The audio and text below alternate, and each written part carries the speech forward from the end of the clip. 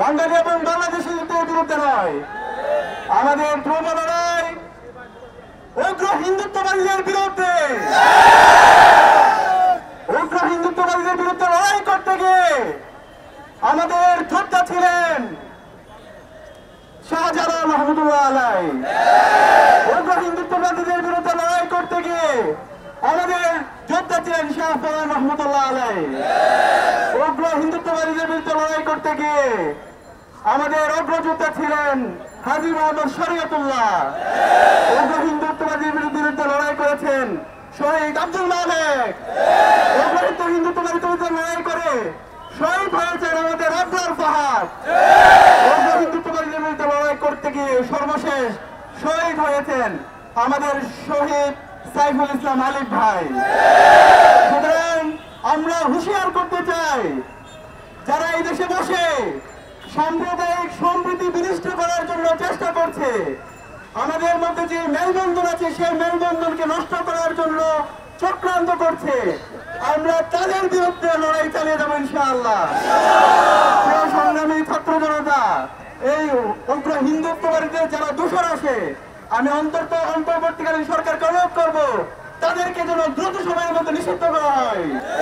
অন্তর্বর্তীকালীন সরকার বলতে চাই, আপনারা এখানে ভোট বিলাসের জন্য আপনাদেরকে আমরা ক্ষমতায় বসাইনি, রক্তের উপর দাঁড়িয়ে আজকে আপনারা সরকার পরিচালনা করছেন।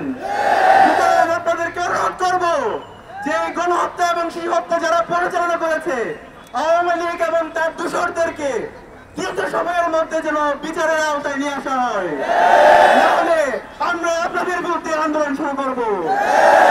সংগ্রামী ছাত্র জনতা, আমরা অন্তর্বর্তীকালীন সরকারকে জানাতে চাই, গণহত্যা এবং শিশু হত্যার বিচারের পাশাপাশি গত 16 বছরে বাংলাদেশের আপামার জনতার উপর যে হত্যাকাণ্ড হয়েছে, যে বিচার বহির্ভূত মানবাধিকার লঙ্ঘন হয়েছে, আমরা প্রত্যেকটা হত্যাকাণ্ডের আমরা বিচার চাচ্ছি।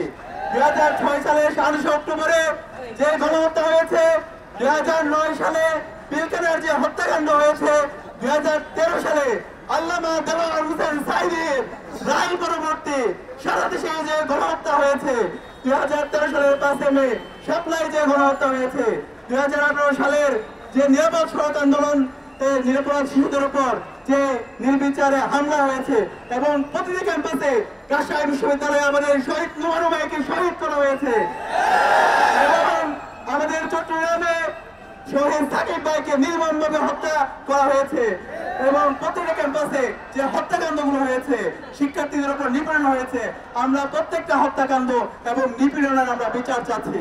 আমরা অন্তর্বর্তীকালীন সরকারকে আমরা অনুরোধ করবো দ্রুত সময়ের মধ্যে আপনারা সকল হত্যাকাণ্ড এবং সকল বিচার বহির্ভূত হামলা এবং মামলার আপনারা দ্রুত সময়ের মধ্যে বিচার আওতায় নিয়ে আসবেন।